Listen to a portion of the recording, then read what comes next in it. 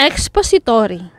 Nakapaloob dito ang sanhi at bunga, pagkakaiba at pagkakatulad, at description.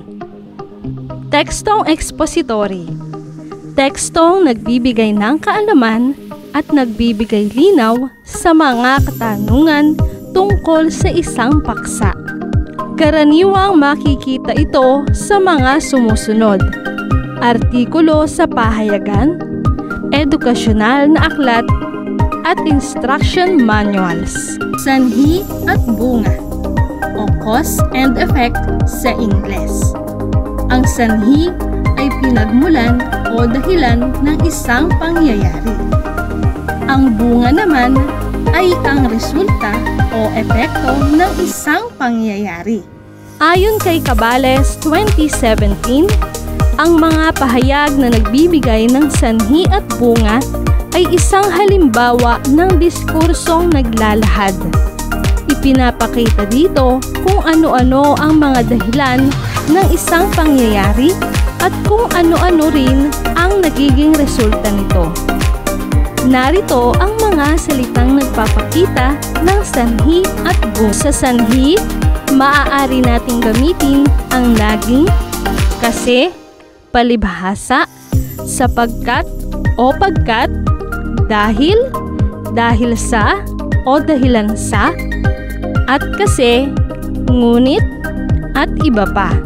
Samantalang sa bunga, maaari nating gamitin ang tuloy, bunga nito, kaya, kaya naman, kung, at kung kaya.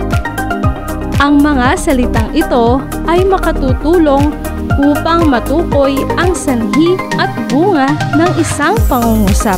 Halimbawa, dahil sa mahal na bilihin, kaya maraming tao ang nagugutom. Ang sanhi sa pangungusap ay ang dahil sa mahal na bilihin. Nagpapakita ito ng pinagmulan ng pangyayari. Samantalang ang bunga sa pangungusap ay ang kaya maraming tao ang nagugutom. Ang sugnay na ito ay nagpapahayag ng resulta ng isang pangyayari.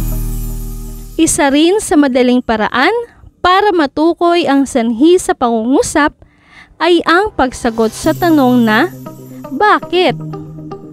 Ang paraan naman para matukoy ang bunga sa pangungusap ay ang pagsagot sa tanong na, paano?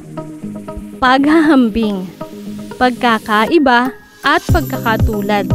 Ang paghahambing ay isang paraan ng paglalahad.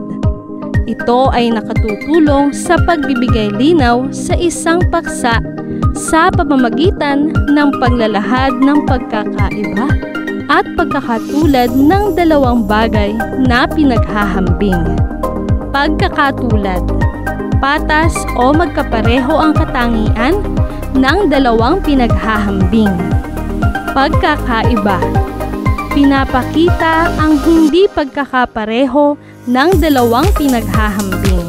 Kalimitan sa paghahambing, gumagamit tayo ng diagram upang mas mabilis makita ang pagkakapareho ng dalawang bagay o paksang pinaghahambing. Isa na rito ang paggamit ng Venn diagram. Sa dalawang magkabilang bilog, isinusulat natin ang pagkakaiba. Samantalang sa gitnang bilog ay ang pagkakatulad naman.